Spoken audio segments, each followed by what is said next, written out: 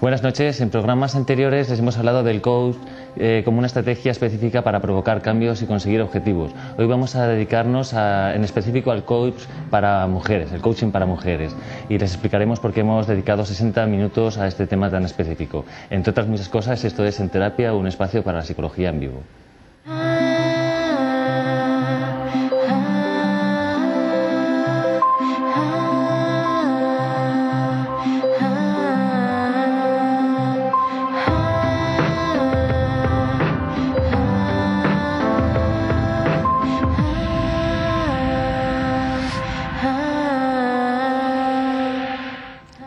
Como cada semana nos acompaña Lorena Manzanas. Buenas noches, Lorena. Hola, buenas noches, Jorge. Y en esta ocasión Silvia Adriasola. Buenas noches, Silvia. Buenas noches, Jorge. Silvia es coach profesional y directora de Intecoach y Liderando en Femenino. Y bueno, pues es una experta en el tema del coaching. Y la primera pregunta que queríamos hacerte, Silvia, es ¿cómo surge y en qué consiste el programa Liderando en Femenino? Muy bien. Pues el programa Liderando en Femenino surge a partir de la experiencia de trabajar en los últimos 5 años en procesos de coaching específicos para mujeres, ¿no? Entonces, junto con mis compañeras, detectábamos lo siguiente, que si bien cada persona, cada mujer venía buscando conseguir un objetivo específico en su vida, que es para eso, para lo que contratan a un coach, además de ello veíamos que había un patrón de funcionamiento muy similar en todas ellas. Es decir, independientemente de su profesión, de su edad, del objetivo, todas coincidían en un modelo de respuesta, en un modelo de respuesta de afrontamiento muy reactivo, ¿vale? Esto quiere decir pues que su atención estaba prácticamente puesta fuera de sí mismas, más pendientes de otras personas, de qué piensan otros, del reconocimiento de otros. Estaban también con la sensación de no tener control un poco sobre su vida, sobre sus decisiones, en definitiva sentirse un poco en manos del viento, ¿no? Entonces este modelo que fuimos viendo que se repetía en todos los procesos o en la mayoría de los procesos de coaching nos dio pie a desarrollar un programa de trabajo, una metodología de trabajo orientada al liderazgo. O sea que Liderando en Femenino, en definitiva, es un programa de desarrollo de las habilidades necesarias para ejercer el liderazgo. Pero también siempre decimos que el liderazgo empieza por casa. Entonces está orientado básicamente, en primer lugar, al autoliderazgo. Es decir, poder gestionar mi vida, mis recursos, mis opciones, mis prioridades, desarrollar y planificar un proyecto de futuro. En definitiva, pues ser líder de mi propia vida.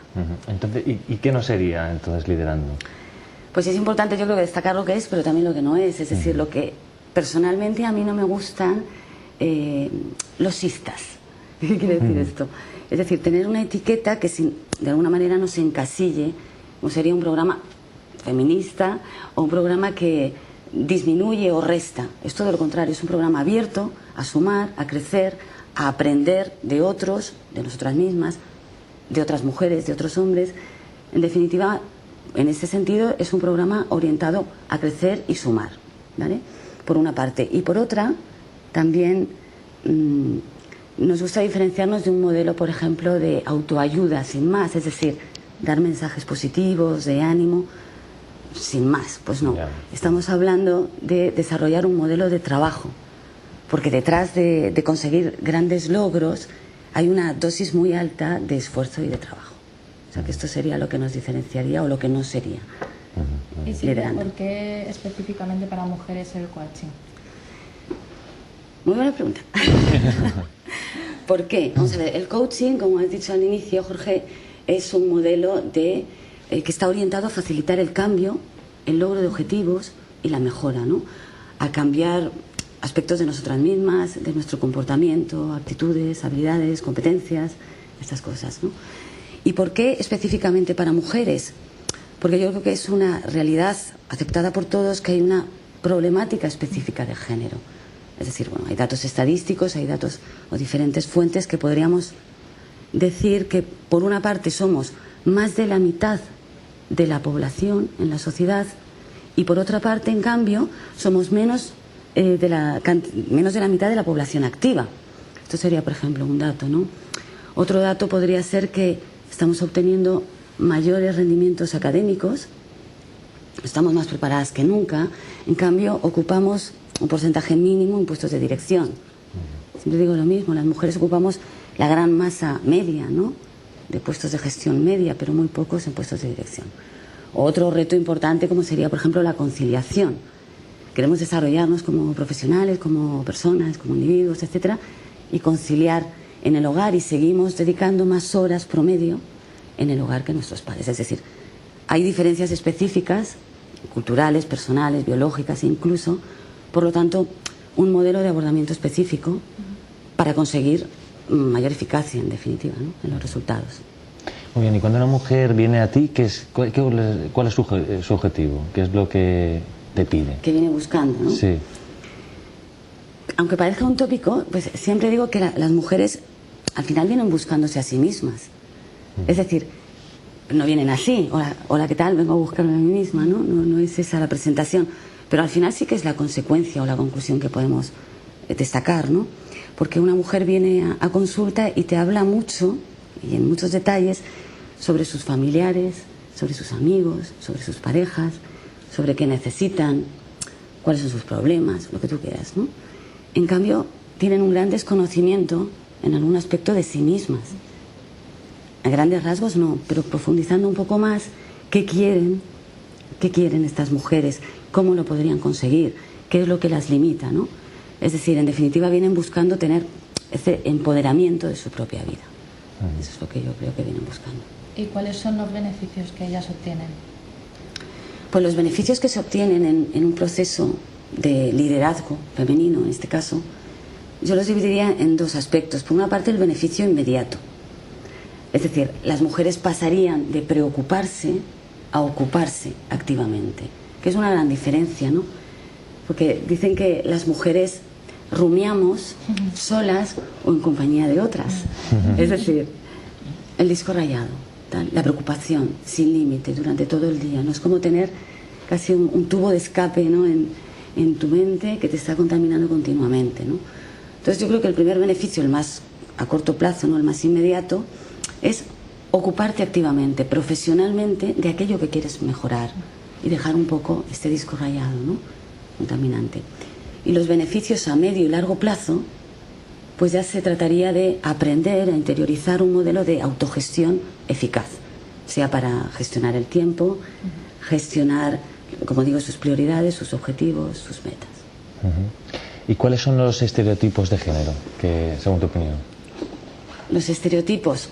El estereotipo, partimos un poco de la base de que es aquella creencia que se considera casi como una verdad absoluta, ¿no?, que está en función de la cultura y del género, ¿no?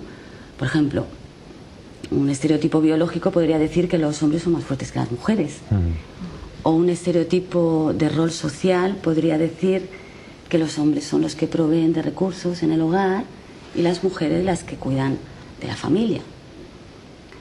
U otro podría decir que todas las mujeres han de ser madres, o incluso una buena madre es la que está siempre con sus hijos. Estas serían algunas etiquetas que damos por verdad, y en algunos casos puede que sí, pero quizás en otros no. Entonces, la influencia de los estereotipos en algunas mujeres genera lo que se llaman síndromes, ¿no? Siempre digo que es una cuestión de grado, mujeres que sí, mujeres que no, depende de muchas cosas. Y por ejemplo, porque me imagino que tienen que afectar de alguna forma, ¿no? Efectivamente. Entonces, esa afectación o ese efecto sería, por ejemplo, lo que llamamos síndromes. Si hay un síndrome que se llama el síndrome de Maripili, que ninguna Maripili se sienta identificada, ¿no? Entonces, ese es el nombre que le da la autora, Carmen García Rivas. Entonces, es el síndrome que sufren algunas mujeres superditadas a un estereotipo que sienten la necesidad o la exigencia de complacer a todo el mundo. Exactamente. Entonces, si yo siento la necesidad de complacer a todo el mundo, obviamente voy a tener dificultad en decir que no, en poner ciertos límites. Voy a sentir miedo al rechazo o a la crítica, por ejemplo, ¿no? Miedo a no ser aceptadas o a no ser queridas. Esto ya sería el estereotipo con el síndrome llevado a su extremo, ¿no? Otro síndrome sería, por ejemplo, el de la superwoman. ¿Qué puedo con todo? ¿Qué puedo con todo? Que es esa falsa creencia de que puedo llegar a todo tipo de roles, a todo tipo de demandas y además hacerlo a la perfección. ¿No? Efectivamente. Entonces, derivan en un alto nivel de autoexigencia, de perfeccionismo, de estrés. Obviamente acabas extenuada y es muy difícil sostenerlo en el tiempo. Y bueno, ya para terminar, hay otro que comentan últimamente que sería la Mariwoman. La Mariwoman, que es aquella, la Maripili que toda Superwoman lleva dentro, ¿no? Sería casi una transición, ¿no? No un nivel tan extremo de ninguno de los dos estereotipos anteriores. ¿Y qué aspectos de la persona fomenta el COAT? Normalmente el coaching, hay un concepto en coaching muy conocido que sería el área de mejora, ¿no? Que es detectar aquello donde puntúo más bajo, digamos, y esa sería mi área de mejora. Vale, muy bien. En mi caso, en nuestro caso, además trabajamos no solamente el área de mejora, sino trabajar aquello que sí funciona en las personas. ¿De acuerdo? Cuando uno inicia un proceso de cambio, puede parecer muy motivante, ¿no?, el cambio, pero no deja de ser un esfuerzo extra que ha de desarrollar la persona, ¿no? Es como decir, vale, un cambio es como subir una cima. Necesito energía, necesito motivación, necesito ilusión, fuerza. Entonces, para generar ese cambio, vamos a entrenar también todo lo que generan las emociones positivas. Y en este caso estaríamos hablando, por ejemplo, de entrenar el optimismo. Claro, el optimismo. De algún sitio hay que sacar todo ese optimismo, esa fuerza, ¿no? Claro, o sea, ¿con qué recursos? Es como tener fiebre y querer subir una montaña. Primero me tendré que mejorar, ¿no? ¿Qué me puede hacer mejorar? ¿Qué me puede ayudar más a mejorar? Las emociones positivas, la experiencia positiva. Entonces, por ejemplo, entrenamos el optimismo. No el optimismo para ver todo rosa, porque eso sería muy irreal. El optimismo inteligente, que es aquel capaz de ver lo que funciona y lo que no funciona. Una visión más amplia, ¿no? Y si yo amplío la visión, amplío las oportunidades. Estaríamos hablando también de entrenar, por ejemplo, la resiliencia, que es la capacidad de enfrentar obstáculos. Resiliencia. Resiliencia. Que sería, por ejemplo, aquellas personas que han sufrido una experiencia traumática, pues a veces una enfermedad, a veces un accidente propio o de alguien importante para nosotros. Y seguro que conocemos todos personas que han vivido una experiencia dolorosa y cuando la han superado nos comentan que ven la vida de otra manera. ¿Verdad que sí? Bueno, entonces la resiliencia sería esta capacidad de afrontar obstáculos, adversidades y no solamente superarlos, sino además aprender de ellos, ¿no? Entonces de alguna manera nos permite tener una lectura más amplia de las dificultades. Y generar también, entrenamos también la motivación. La motivación es un término que une emoción y acción. Entonces, la acción para el objetivo está muy bien, pero también necesitamos que ese objetivo nos emocione, porque de esa emoción es de donde voy a sacar la energía, la fuerza motriz para dirigirme a ello. Entonces, entre otras cosas, además de trabajar las áreas de mejora, trabajar todo lo que sí funciona. ¿Y de dónde se saca esa motivación?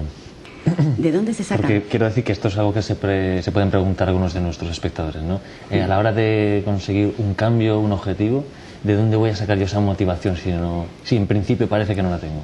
En principio parece, efectivamente. Yo creo que la mayoría de las personas sabemos lo que queremos, como diría Ketama, ¿no? Ahora, a veces parece inaccesible, parece que no lo tengo claro, como si estuviéramos bloqueados, ¿no? Los procesos de coaching son procesos de autoconocimiento, de reflexión, de indagar y ir descubriendo. Es un proceso de autodescubrimiento, aunque a veces parece como, si estoy conmigo de toda la vida, ¿cómo no me conozco? Parece a veces una cosa un poco incoherente, ¿no? Pero quizás no en profundidad. La motivación se saca del autoconocimiento, de saber qué cosas son importantes para mí. ¿Cuáles son mis valores principales? ¿Cómo los puedo implementar? ¿Cómo puedo llevarlos a cabo? Los puntos fuertes esos que has dicho, ¿no? Si los refuerzas, pues tienes más energía. Efectivamente. Y además, a veces las personas sí saben lo que quieren. Quizás lo que no saben es cómo llevarlo a la práctica. Y como no sé cómo llevarlo a la práctica, pues directamente ya no lo hago. O sea que habría que diferenciar qué es lo que quiero y quizás la dificultad no es en saber qué quiero, qué me gustaría, sino cómo hacerlo. Y otra dificultad que a veces nos hemos encontrado es que parece que si no lo puedo conseguir en un tiempo corto, ya tengo que renunciar. Pero podemos programar existe la perspectiva, ¿no? Entonces, bueno, jugando con estas piezas se va dejando espacio a que surja, que se descubra y sea mucho más clara esa motivación. Y habrá, me imagino, también momentos de bajón en ese proceso, ¿no? Me imagino que no será todo lineal. ¿Existen realmente estos momentos difíciles en los que llevo 3 escalones subidos y de repente veo que estoy bajando otra vez? Esos momentos... ¿Realmente? Esa sería una pregunta. Esa sería una pregunta, ¿verdad? Yo pienso que sí, que esto no es me subo en el ascensor y efectivamente, ¿no? O sea, al último piso. Sí que hay momentos, esto es, a ver si sirve este ejemplo. Por ejemplo, cuando tú pasas esta máquina para cavar en la tierra, esta máquina, hay capas que son muy fáciles de traspasar y otras que son mucho más resistentes. En este proceso de autoconocimiento, de cambio, de desarrollo, hay fases que son como muy fáciles, donde tengo feedback enseguida y me siento bien con ello, esto me alimenta y me motiva a continuar. Y luego hay otros límites que son mucho más difíciles, más persistentes. Entonces, para mí no se trata de un retroceso, ¿no?, sino de dificultades que requieren un esfuerzo extra, ¿no? Aplicar ya la artillería pesada, pero continuar, perseverar. Muy bien, pues vamos a seguir hablando contigo en un momento, Silvia, y ahora vamos a parar brevemente porque vamos a ver qué opinan nuestros vecinos, a ver qué opinan de todas estas estrategias, de los estereotipos, de las desigualdades de género. Para ello, nuestra compañera Miriam Aragay ha salido a la calle a preguntárselo.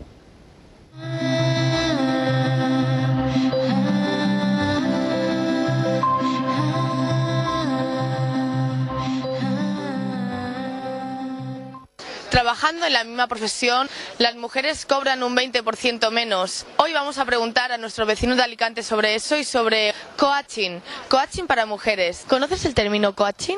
Bueno, lo he oído, pero verdaderamente no. Pues no. No. Coach es... Mi nieta, que tiene 22 años, ha terminado la carrera que es esas oficinas de esa cola de los parados. Sí. Pues para eso ha estudiado. ¿Piensas que eso, que estando en el siglo XXI en la misma profesión, los hombres siguen cobrando más que las mujeres? Sí, yo he comprobado en mi propia piel. Están diciendo que se está igualando y yo creo que es menos de lo que está pasando. Costará un poquito, pero bueno, pero al final yo creo que se igualará. ¿Ha habido algún desequilibrio en los sueldos? Pues no lo sé, porque hace poco le han hecho directora a él. Muy mal, porque el trabajo se realiza igual.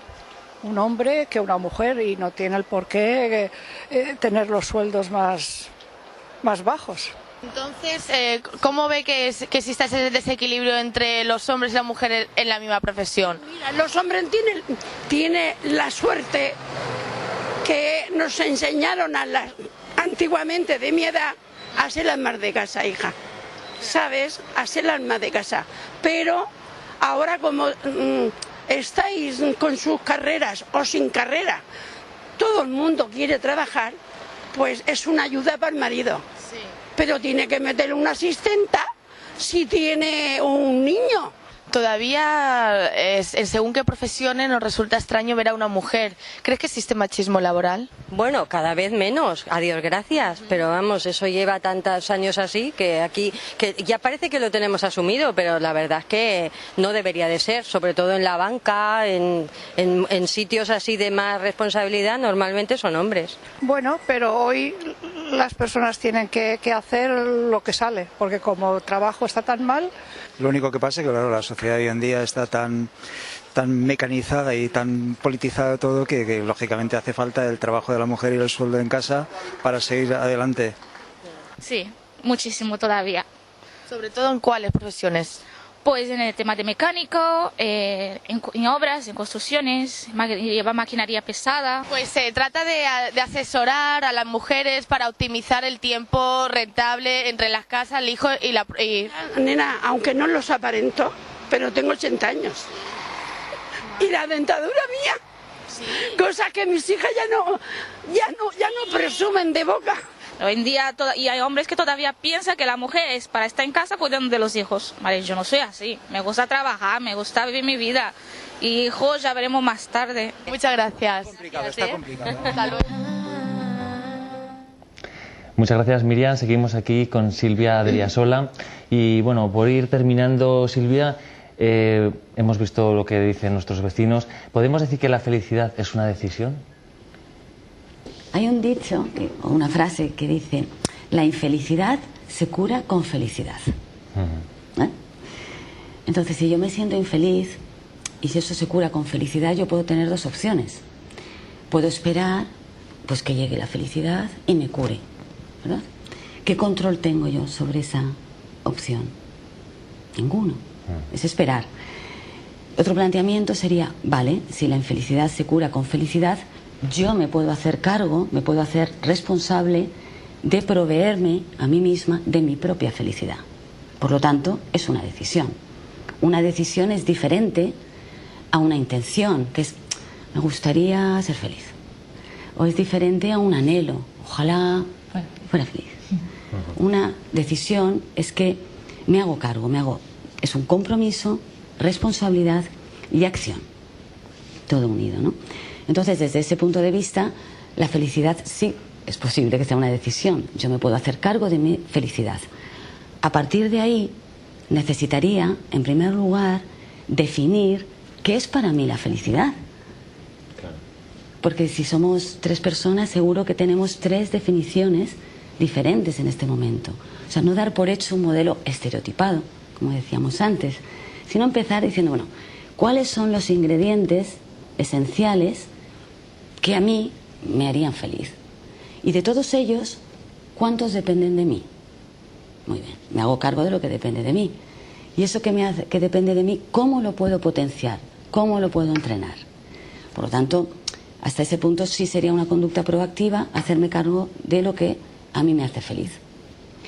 Los psicólogos positivistas además dicen que, bueno, gracias a la plasticidad cerebral podemos aprender hasta el final de nuestros días y que podemos además enseñar a nuestros cerebros a ser felices, igual que aprendemos habilidades tales como tocar el piano o jugar al tenis.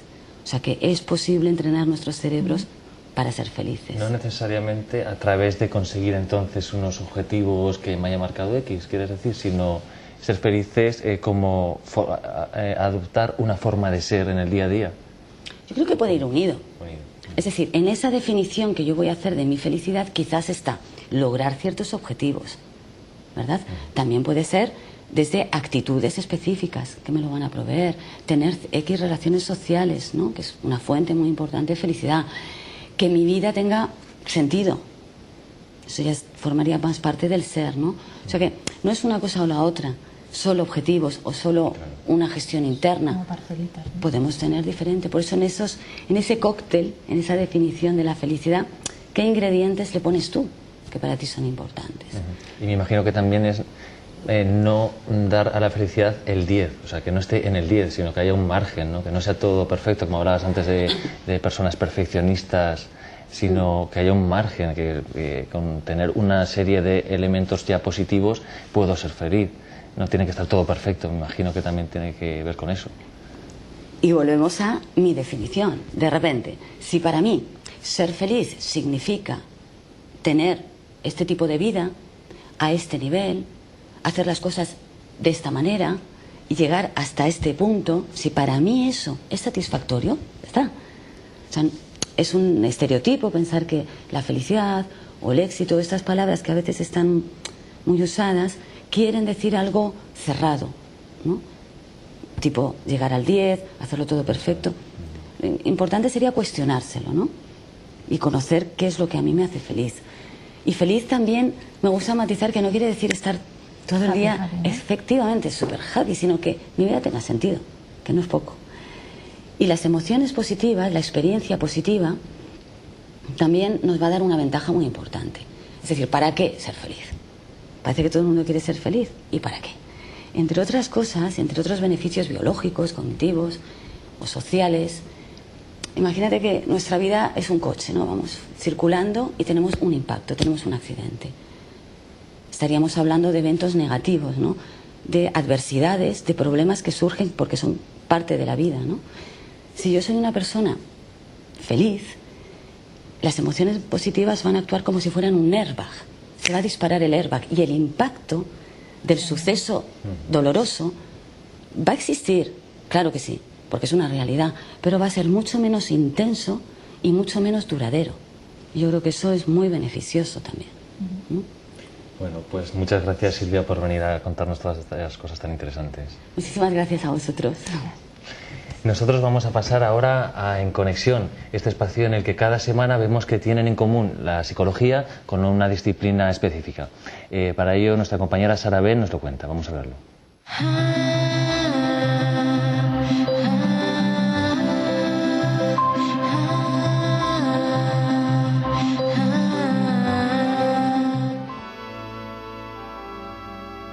Buenas noches, estamos una semana más aquí en Conexión y esta noche queremos hablarles sobre karate y psicología. Para ello tenemos con nosotros a Francisco González, él es maestro de karate y va a ayudarnos a explicarles que estas dos disciplinas tienen mucho que ver. Buenas noches. Hola, ¿qué tal? ¿Qué tal? Gracias por venir a nuestro programa. Gracias a vosotros por invitarme. Bueno, cuéntanos, ¿qué tal, o sea, cómo se prepara la actitud de un karateka ante una competición? Bueno, pues con mucha dedicación sobre todo.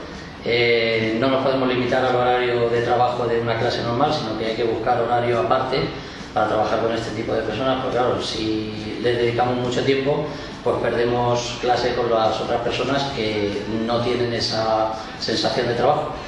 Con la gente que va a competir, pues hay que tener un trabajo más específico y ampliarles un poco más el horario para que se sientan más seguros y que noten la disciplina de lo que es un entrenamiento preparatorio para los campeonatos. También sabemos que no siempre se gana. ¿Cómo se prepara la derrota? Psicológicamente, ¿cómo se puede preparar? Bueno, pues la derrota yo creo que se prepara desde el primer momento, valga la redundancia, se les prepara para competir, ¿no? Diciéndoles que, bueno, que aparte de que es una satisfacción que uno gane, pues también tienen que tener la sensación de que si se pierde, lo que tienen que pensar primeramente es que ellos mismos sepan que lo que han hecho es lo mejor que tienen dentro, y entonces pues esa satisfacción es la que tienen que notar cuando existe una derrota, ¿no? Pues una cosa tapa a la otra, se solapan y bueno, creo que es importante para ellos. ¿Es importante trabajar con un karateka que ha sufrido lesiones físicas? ¿Psicológicamente habrá que trabajar con él? Sí, nosotros, hombre, psicológicamente dentro de lo que es el entorno del gimnasio tampoco tenemos esa preparación para dedicarles tanto tiempo, pero sí que se puede buscar personas que nos puedan ayudar en ese campo, que para nosotros a veces pues es un mundo más desconocido, pero sí que verdaderamente hay que apoyarles en ese tema para que se sientan seguros y que se sientan que están protegidos por nosotros. ¿Y a qué edades se puede empezar a practicar karate? Bueno, esa es la pregunta del millón. Sí. Hace años se empezaba con edad mucho más edad, éramos mayores, pero hoy en día pues los niños pues empiezan desde 4 años y medio, suelen empezar. Y bueno, hay gente que inclusive pregunta si con 4 años también pueden empezar, y bueno, pues la verdad es que como es un trabajo en el que se desarrolla mucho la disciplina, pues los padres dentro del entorno familiar les ayudan y nosotros ponemos nuestro granito de arena para que sean por lo menos más disciplinados. Hay muchos padres y madres que desde pequeñitos empiezan a inculcar a sus hijos el hacer karate, ¿no? Como nos has dicho, sí. A los 4 años ya empiezan... Sí. ¿Por qué el querer empezar tan rápido? Bueno, pues estamos viendo hoy en día una situación que, bueno, la gente pues se vuelve muy despreocupada, no son ordenados. Es decir, afecta, ¿no? Exactamente, claro. Y nosotros pues les inculcamos esa disciplina desde el primer momento, pues el saludo cuando entran, el dejar las zapatillas todas bien ordenadas, el dejar las chaquetas ordenadas para que luego cuando se marchan sepa cada uno cuál es la suya. Y bueno, esa disciplina nosotros ayudamos, pero vamos, la ayuda del entorno familiar también es muy importante. ¿Tiene más disciplina un niño de 7 años que hace karate que un niño que no hace karate? Bueno, sí tienen más disciplina, porque si han empezado desde pequeños ya se les va corrigiendo mucho, y si empiezan ya con 7 años están pasando un ciclo de edad que ya es importante para ellos y bueno, asumen casi un poquito mejor la disciplina que los niños más pequeños, porque no sé, están en un mundo más infantil y los de 7 ya ellos mismos piden cosas, te proponen cosas, te proponen juegos. Es una edad bastante buena, que a mí me gusta mucho. Y por último, Francisco, ¿podría decirse que el karate es una forma de canalizar tu propia energía? Sí, es una forma de, a veces lo negativo que llamamos, pues lo soltamos en el gimnasio y cogemos energía positiva, o nos cargamos positivamente para no sé, plantearnos un camino con toma de decisiones importantes. Yo pienso que sí, que es una faceta también importante para los pequeños y para los adultos, muy importante. Pues muchísimas gracias por acercarnos al mundo del karate. De nada. Ha sido un placer. Gracias a vosotros. Y bueno, a ustedes les espero la semana que viene aquí en Conexión. Buenas noches.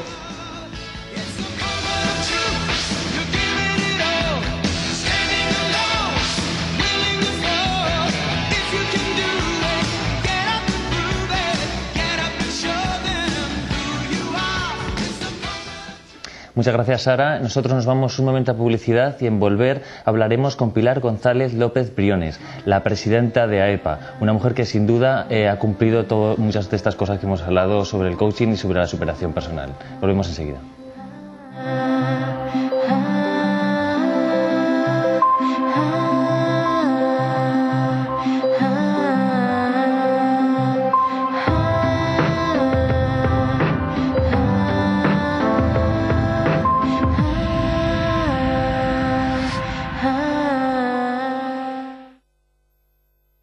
En el centro de Alicante, Gabinete Psicológico AEDA.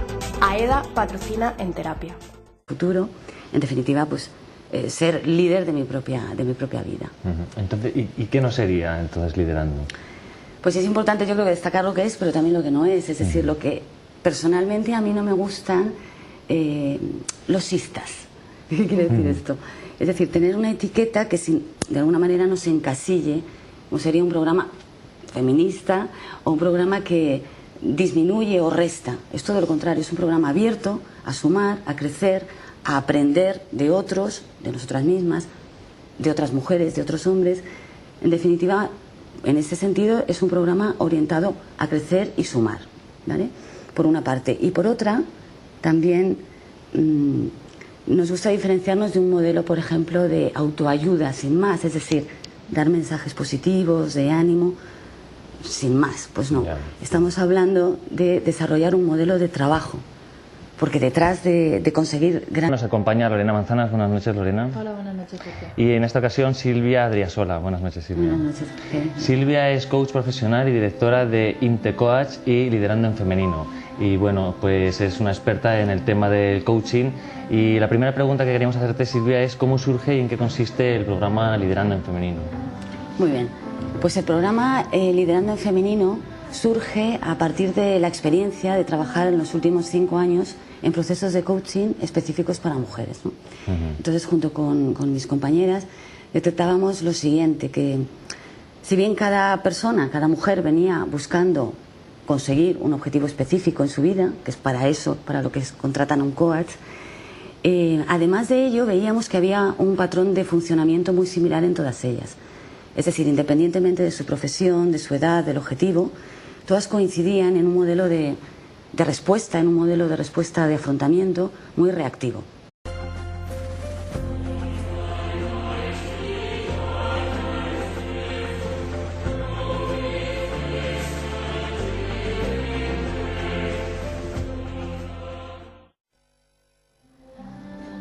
Buenas noches. En programas anteriores les hemos hablado del coach como una estrategia específica para provocar cambios y conseguir objetivos. Hoy vamos a dedicarnos en específico al coach para mujeres, el coaching para mujeres.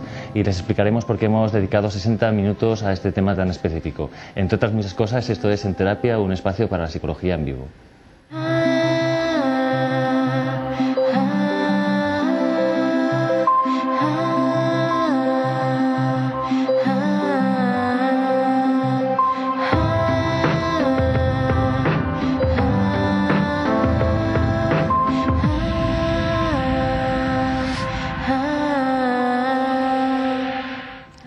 Como cada semana. Grandes logros, hay una dosis muy alta de esfuerzo y de trabajo.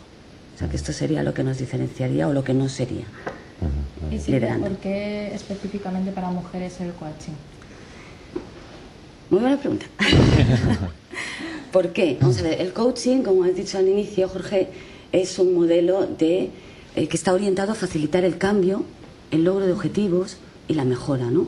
A cambiar aspectos de nosotras mismas, de nuestro comportamiento, actitudes, habilidades, competencias, estas cosas, ¿no? ¿Y por qué específicamente para mujeres? Porque yo creo que es una realidad aceptada por todos que hay una problemática específica de género. Es decir, bueno, hay datos estadísticos, hay datos o diferentes fuentes que podríamos decir que por una parte somos más de la mitad de la población en la sociedad, y por otra parte, en cambio, somos menos de la mitad de la población activa. ¿Vale? Esto quiere decir pues, que su atención estaba prácticamente puesta fuera de sí mismas, más pendientes de otras personas, de qué piensan otros, del reconocimiento de otros. Estaban también con la sensación de no tener control un poco sobre su vida, sobre sus decisiones. En definitiva, sentirse un poco en manos del viento, ¿no? Entonces, este modelo que fuimos viendo que se repetía en todos los procesos o en la mayoría de los procesos de coaching, nos dio pie a desarrollar un programa de trabajo, una metodología de trabajo orientada al liderazgo. O sea que Liderando en Femenino, en definitiva, es un programa de desarrollo de las habilidades necesarias para ejercer el liderazgo. Pero también siempre decimos que el liderazgo empieza por casa. Entonces está orientado básicamente, en primer lugar, al autoliderazgo. Es decir, poder gestionar mi vida, mis recursos, mis opciones, mis prioridades, desarrollar y planificar un proyecto de